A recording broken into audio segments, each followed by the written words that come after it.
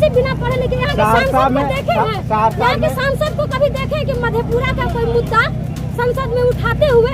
वो तो युवा को देखते हैं रोड पे, तो भीड़ जब देखते हैं तो शीशा ऐसे ऐसे बंद कर लेते हैं, ऐसे बंद कर लेते हैं, तो वो तो मिलते भी नहीं है। कोरोना टाइम में जब लोग उनको फोन करते थे, सर हम दिल्ली में फंसे हैं, मुंबई में फंसे हैं, तो दिनेश चंद्र यादव जी बोलते थे तुम्हारे वोट से जीते हैं, तुम्हारे वोट से जीते हैं। वो वीडियो अभी वायरल हो रही है। बिल्कुल, हमको तो फनी आदमी जिता दिया है, तुम लोग नहीं जिताए तो तुम लोग को कुछ नहीं करेंगे। तो दिनेश चंद्र यादव जी को कहना चाहते हैं, दिनेश चंद्र यादव जी आइए, जनता भी आपको इंतजार कर रही है। पलायन की सबसे बड़ी समस्या हमारा कोसी है, सबसे ज्यादा कोसी, मधेपुरा, सहरसा, सुपौल के लोग हमेशा बाहर दिल्ली मुंबई खटने के लिए जाते हैं। क्या यहाँ के सांसद एक फैक्ट्री नहीं लगा सकते हैं?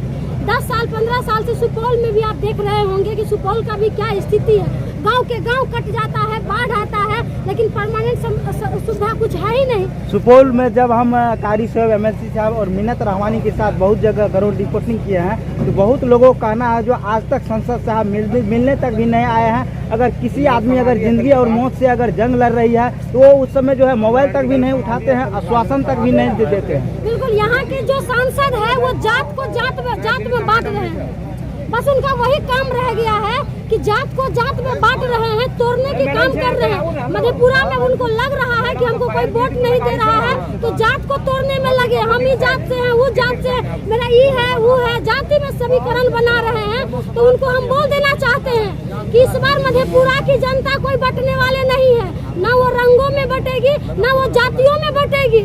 वो सीधा अगर वोट देगी तो वो रोजगार के नाम पे देगी, क्योंकि रोजगार कौन दे रहा है? तेजस्वी यादव दे रहा है, और हम लोग खास करके युवा है, और युवा चाहती है रोजगार। पलायन समस्या रुके, हम लोग चाह रहे हैं कि जो भी फैक्ट्री हमारी थी जो बंद हो गया है वो फिर से चालू हो। ये लोग से कुछ नहीं होने वाला है। ये जो यहाँ के सांसद है ना दिनेश चंद्र यादव जी, उनको ठाकुर बना दिए यहाँ के नवाटा में क्या कहेंगे? ऐसे मुख्यमंत्री के बारे में हम क्या कहें जिनको खुद समझ में नहीं आ रहा है कि क्या है नहीं है, तो उनकी मानसिकता खराब हो चुकी है। ये पलटू राम की सरकार अब नहीं चलेगी।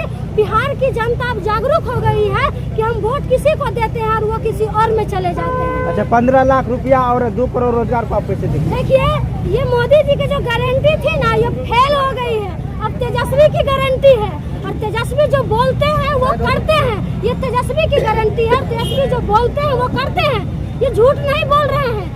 आज बिहार के युवा सामने से देखा है, बिहार के युवा सामने से देखा है कि 17 साल में जो चर्चा नहीं किया वो हमारे तेजस्वी भैया ने करके दिखाया है।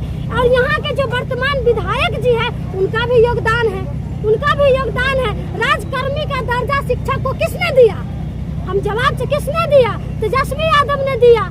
शिक्षा की नियुक्ति किसने किया? तेजस्वी यादव ने किया।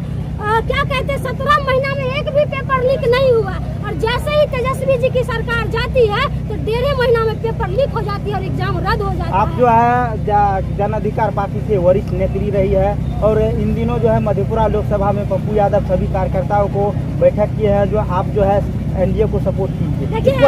पप्पू यादव कांग्रेस का नेता है, इसको आप कैसे देखते हैं? कांग्रेस के नेता रहे कहीं, मधेपुरा की जनता अब किसी के चोचले में नहीं जाने वाले।